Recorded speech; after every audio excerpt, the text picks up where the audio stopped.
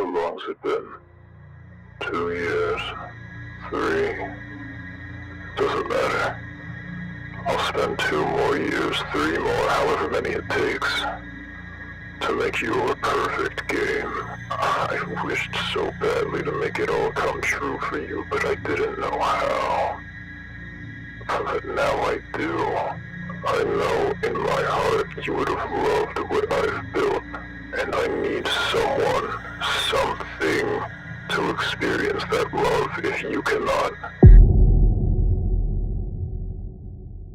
The audio you just heard is taken directly from the YouTube channel Snippets. The account describes itself as a collection of media focusing on a Minecraft client, but the videos are some of the strangest and most disturbing I've ever seen, and the first of them, Loose End, is no exception. It's rickety quality footage of someone opening what looks like a strange bonus chest on a stone world before turning around and jumping into a totally dark portal, but their behavior is odd, as if they've done this all before. They preemptively drink fire resistance as if somehow knowing they'd immediately fall into lava, and then, seemingly unfazed, they mine downwards before finally piercing the bottom layer of whatever ocean they're in and falling into some sort of winter wonderland with a purple sky and strange red flowers. They walk around and the video ends there. What we just saw was weird, but it isn't the biggest mystery to solve here. The description provides a little bit of context. What we just watched was a playtest of a custom Minecraft client by a tester named Dante. Apparently, nothing else could be done after he fell in. But that line is strange, right? It implies that there's some sort of goal here. It strikes me as odd that this video is called Loose End, and even more so than that, it's in a playlist called Duds. It's almost like Dante is searching for something, but can't seem to find it just yet. And though we don't know exactly what he could be looking for,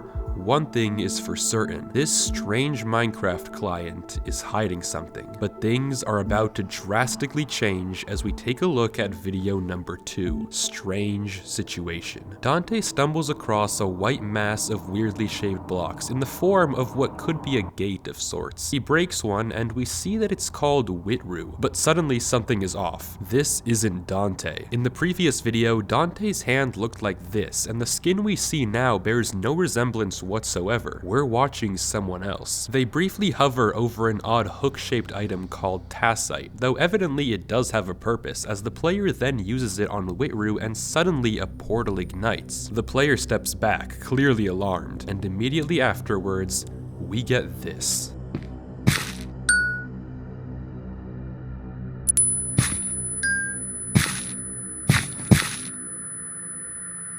The tester finds themselves in a strange white world with random dings and a high-pitched noise playing in the background. They come across a house, but before they can go in, the video ends there. Given how calculated Dante was in the first test, anticipating lava before it even happened, it's weird that this tester seemed so surprised by everything in this playthrough. The description is also odd. Apparently this Let's Play is promising, but why? This further confirms that there's something the makers of this client are searching for in the game, something this channel isn't telling us and maybe not telling its playtesters either. And all that's not even to question what this house is doing here and what the odd noises mean, but I promise things are about to get much more interesting, because the next video, Conflicted, is only 30 seconds but by far the most cryptic thing we've seen yet. The tester resumes exactly where they left off and enters the house. Inside is only a button, and as they go to press it, we get this.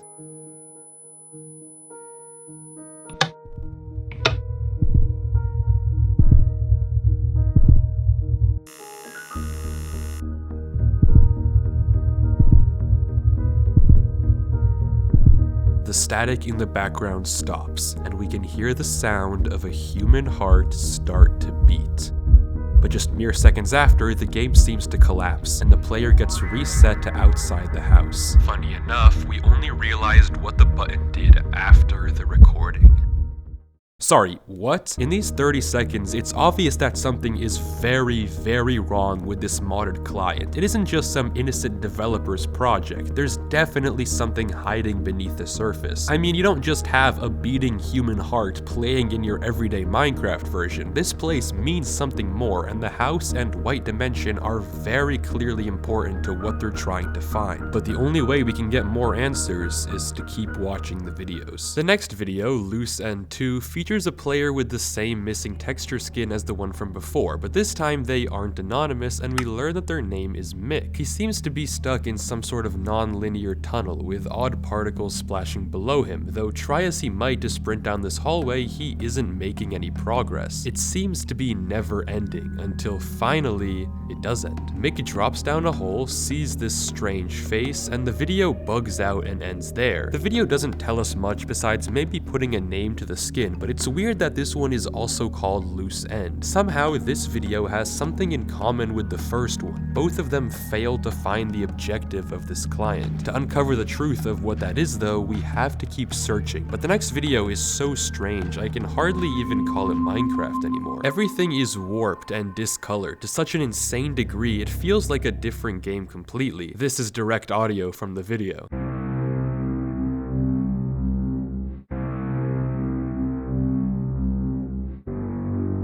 At one point, the screen flashes an image of what looks like a city, but the video just continues as if nothing had happened. As the player continues to walk around this foreign landscape, we get 3 more subsequent image flashes. This thing, which could be a bush, I guess, a clear image of the face that crashed the previous recording, and this, which is just totally illegible. It seems like maybe it could be a set of bars, but I have no idea. But while that's the end of this weird upload, it isn't where the mysteries of this footage end. If we look into the video's tags, we can see 2 things: Homeland and Dodgood. Homeland means homeland, but Dodgood is not an English word. The most similar translation is from Norwegian, in which a similar phrase translates to God of Death. So are these tags trying to say that this weird landscape is the homeland of the God of Death? That seems like a stretch, but looking back at the previous 3 videos, we can see that they also all have hidden messages in their tags as well. We are not empty, Silentio, which either means silence or implicit, and Dodgood once again. The only interpretation I can possibly draw is that both the videos that have Dodgood in their tags are the 2 videos that showcase this face. I'm not saying that this face is the Norwegian God of Death, because that sounds like nonsense, but this translation may be more accurate than you think it is. And to figure out why, we have to go back to the white dimension, because this video was the last of the loose ends. From now on, the testers of this client, whatever they're trying to find, are on the right track. It looks like we're back to the anonymous tester we were watching before, who may or may not be Mick, but for reasons that will soon be obvious, I'll call him Chester. It seems that Chester has settled in the Whitroo dimension, but as it turns out, it wasn't by choice. His little encampment in front of the house is exactly where the portal was in the previous video, meaning that, as the title suggests, he's stranded. In the background, we can hear a human heart slowly beating. Chester walks away from the house, but quickly runs into another mass of white blocks in the shape of a collapsed house. As he approaches it, the words "all gone" come across the screen. He notices a little chest inside the house and starts digging around it. While he does though, the text "You need us" also appears. Chester puts apples from his chest into his inventory and leaves the house before running back to his own. He stares at the original house, and suddenly the heartbeat that has been playing for the entire episode stops cold. It stays dead silent like this for a while until the video ends. What this Whitroo dimension is, why it has a heartbeat, and what the goal of this client is in the first place are by far the biggest mysteries we have at hand. But for the first time, the description actually gives us some insight into what's going on. I'm going to get the crew together in a few days, although I hate to pull you away from this dream world you have going. This is evidently part of a conversation, and we learn something very important about the dynamic of people involved here. From this line alone, with no other context, context, we know that there exists a group of friends, but one of them is stuck in some sort of dream world, or at least seems to be stuck, and his friends are trying to pull him out, to meet with him again. But why and how this connects to what we're watching now, we don't know yet. We just have to keep searching. The next video, Broadcast, is the weirdest one we've seen yet, and that's saying a lot. The footage begins with extremely loud static playing over a piano while someone crawls through a dirt tunnel,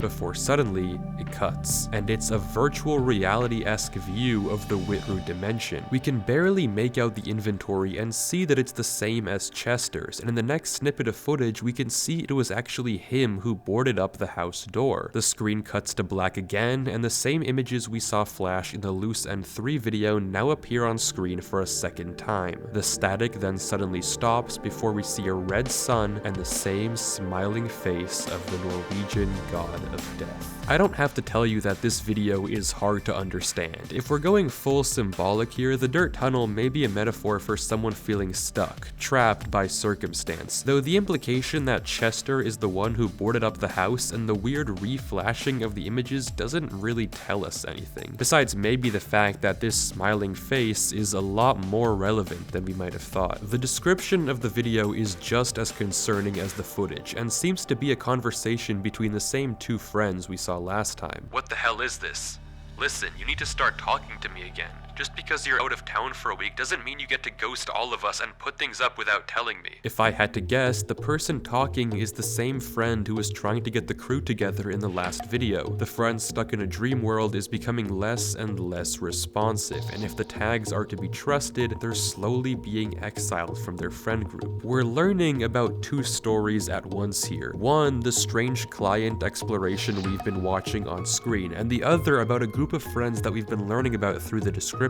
How they're related is yet to be revealed, but we know that something big is coming. The next video, Umbral, begins with the text output interrupted, and the description yet again continues our friend group's conversation. Where have you been? It's almost like we're in an inverted version of the Whitroo dimension, except now as Chester explores, we come across these horrifying monster things. We know it's still Chester because his inventory is the same, but how he got here is unknown. The screen is tilted unnaturally, and a few seconds in we hear a weird music box-like noise before the footage bugs out and cuts. It resumes and Chester has taken damage, but also stumbled across a strange structure. We hear a damage-taking noise in the distance before Chester loops around and begins breaking the bars to let something out or get in himself. But before he can, the video bugs and ends, with the message output interrupted once again. We don't get a great look at what exactly was inside this cage, but it seems like a flower, or maybe a vine. Though there are plenty of other questions like, what are the weird mobs watching us? What is this new dimension? And how did Chester even get here? But perhaps, and most importantly, is this thing in the cage the thing that Chester was looking for all this time? The whole objective of this client. Did he finally find it? Let's review the story so far. After a few failed attempts or loose ends by other playtesters, our main character, Chester, successfully makes it to the Whitroo dimension, a foreign, alien-like white world with a mysterious house and the noise of a beating human heart. And judging by the collapsed base that he found, maybe he wasn't the first one here either. One detail that throws me off is the anonymous player in Strange Situation has the same skin as the playtester Mick from the Loose End video, but suddenly in the video Stranded, they have the same inventory but a different skin. So are Mick and Chester one and the same, or did Chester just change his skin from the missing texture one to a chest midway through his playthrough? Either way, once Chester gets to the Whitroo dimension, he hits a button and gets himself stranded. The portal that took him there is now gone. Chester's involvement in making the strange house and boarding it up should be questioned after watching Broadcast, but regardless, after somehow accessing this new Umbral dimension, mention, maybe Chester finally succeeded in finding what the makers of this client were searching for all this time. Given all of this, as well as the cryptic messages in the description and tags, we can start to piece together a story of someone who went missing, someone who was spending less and less time with their group of friends, uploading these clips but not responding to any messages. But we still don't know what they were searching for, what the point of this client actually is. For that,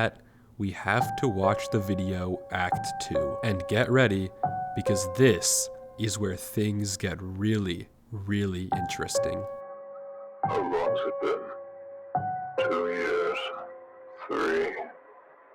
Doesn't matter. I'll spend 2 more years, 3 more, however many it takes, to make you a perfect game. That's where all this time has gone. All this effort. I'm realizing your vision. You know, I remember every little conversation we've had playing. All the little things you wanted changed. What would make things more enjoyable? I wished so badly to make it all come true for you, but I didn't know how. But now I do. I have the ability. I've changed so much. You would have loved it. But you'll never get to see it. In fact, you'll never hear this either. But I'm not giving up. And not letting this effort go to waste. I know in my heart you would have loved what I've built. And I need someone, something, to experience that love if you cannot.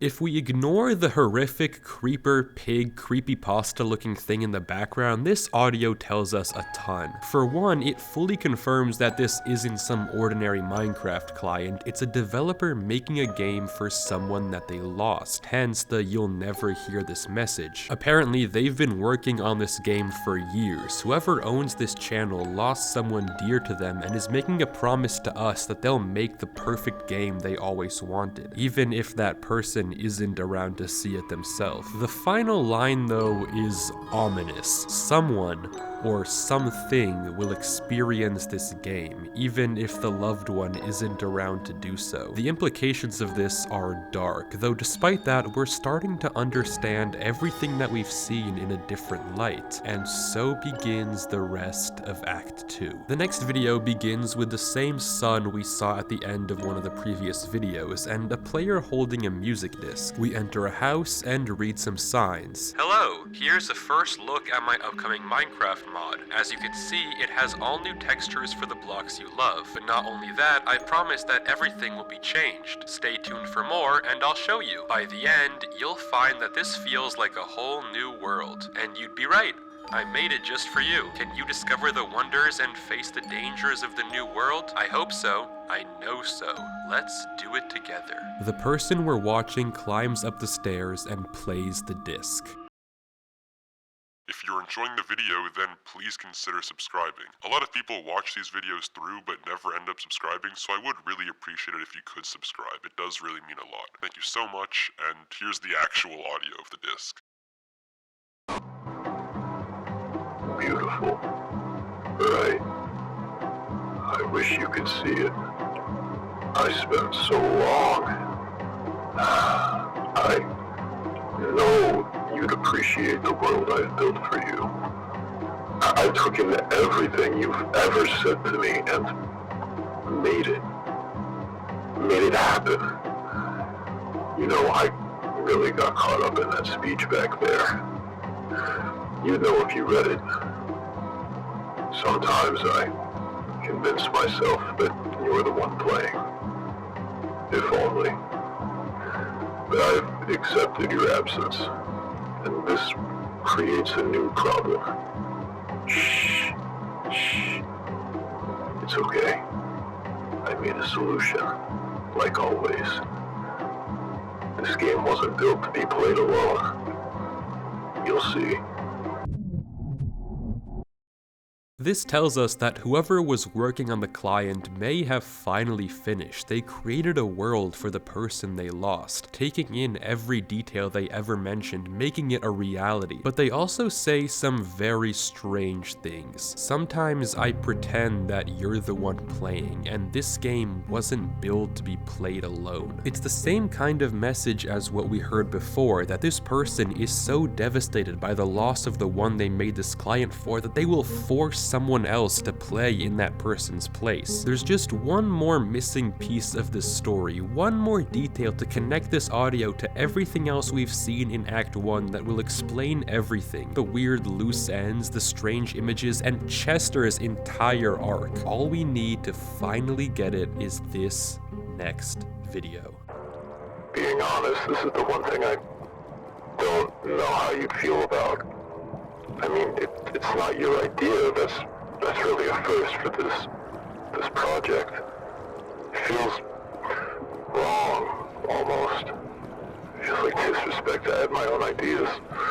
But I know you'd understand. They exist in the world. You can leave and come back and they'll be right where you left them.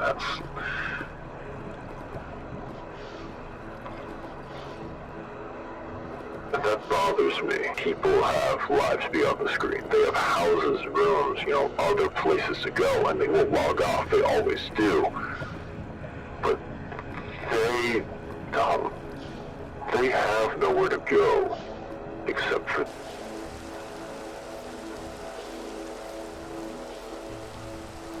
See? I told you to be worth it. It's almost just like the real thing. Those were only a few excerpts, but you get the idea. Interwoven into the gaps of this dialogue is footage from this alternate Minecraft. The final scene is by far the most significant, an indicator that something else is alive in this world. Something alive that the person who the creator is doing this for may not have approved of. And with that, now we know the truth. The channel Snippets tells its story in fragments, but finally, I think we can piece it back together. The story is that of a developer who lost someone dear to him. The way he says shh makes it seem like he's comforting a child, and maybe that's also who he lost. His son, who always spoke of wanting to play an exciting version of the game, wanting to experience a new reality, but maybe he didn't have enough time left to do so. So his father, the developer, did everything he possibly could to create it for him, but before he could finish, he lost his son. He lost his purpose for working. Everything that he created would never be played by the only one that he did it for, and in his devastation, he couldn't handle this reality. He was too distraught over the loss. Someone had to experience this game in his son's place so he could feel what it would be like, and almost pretend that it was his son actually playing. So he began working. He spent hours and hours more dreaming of a client that could be played forever. His friends tried to talk him out of it, to get his attention, but he was too far gone. He was stuck in this dream world, this pipe dream that he had created. He was convinced it had to be perfect. So finally, to finish it off, he made a deal with a god of death, a deal that allowed him to harness the power to put living things inside of his game, living things that would never leave, never go somewhere else because they had nowhere else to go, and that finally made it complete. These things would play his game for eternity just like his son never could. That's why you can hear the sound of a beating heart in the background of all these clients. That's why we never get to know Chester's real name or hear from him again. It's because he was taken in, captured by the client. Those loose ends were captures that didn't succeed. Mick and Dante couldn't be taken in, but Chester could. He found the heart of this client successfully, and before he knew it, it was too far gone. Stranded in this client so he'd be stuck playing it forever, just like the developer's son never could. Forever trapped in this alternate world. For the developer to watch and pretend that it's his son playing, pretend that it's his son experiencing the game he tried to give him, even though deep down he knows it will never be the same. The final 3 videos on this channel do little to advance the story. One is a 1,000 subscriber special, while the other 2 are strange showcases of this client, a PvP test, and whatever this is. For now, that's all the channel has, and while I like the idea of its story, it's really all speculation on my end. There's a lot of things we have yet to answer, like the true nature of these alternate dimensions and what exactly the weird images actually meant, and so much more that I really just can't do it alone. Snippets remains one of, if not the most confusing story I think I've ever seen. So now I hand it off to you watching to solve the mystery. Join the Discord with your theories, leave any comments with what you think this all means, and maybe one day we can solve this weird living game version once and for all. Peace out, have a good one, I'll see you next time.